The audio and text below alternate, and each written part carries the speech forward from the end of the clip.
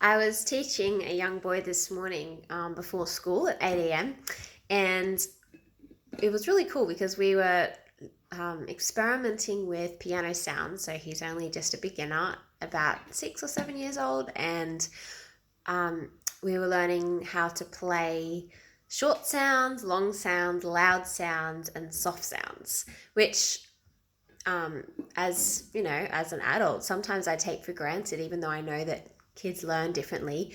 I still think, oh, loud and soft, that makes sense. Short and long, short, long, kind of makes sense to me, right? But when I was doing this activity with him, he was definitely struggling to grasp that concept between when, because it was listening only, he had to hear what I was playing on the piano, and he was finding the short and long hard to differentiate. And when I had him play those sounds on the piano himself, he would play short when it was supposed to be long and vice versa.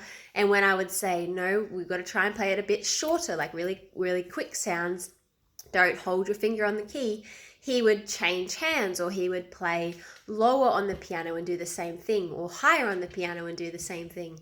And it was very good. It was a very good reminder for me that sometimes we just jump in when teaching. I can talk about piano, but I know this happens not just in piano.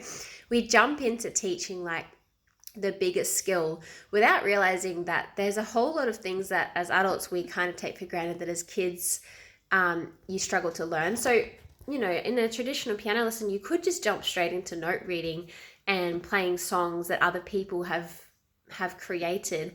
And a kid is very good at copying, because unfortunately in school that's a lot of what school is about as well, is copying the answers and making sure it's correct. So a kid can be like, oh, okay, so it's supposed to sound like this here, without really knowing why. And that's why we do a lot of songwriting in our classes, is not just because, there's so many reasons, but one of the main reasons is because when a child is experimenting on the piano, that's when they realize, oh, that's interesting.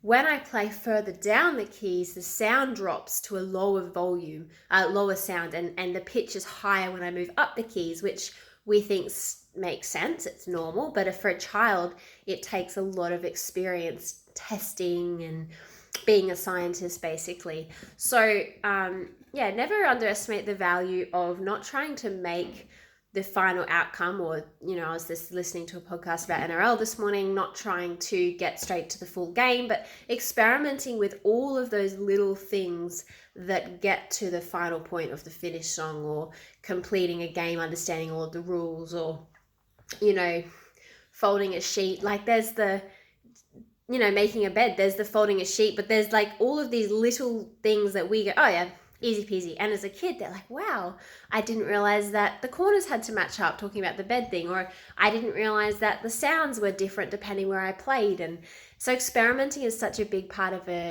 for a child, and I think it's something that we should really encourage more. And that's what helps kids listen better and feel connected to what they're doing, instead of just feeling like they're a copycat of what they're doing. So subtle difference, but it makes a huge change in whether a child learns because they have to, or learns because they enjoy it. So quick thought for the morning, and hope you all have a great day.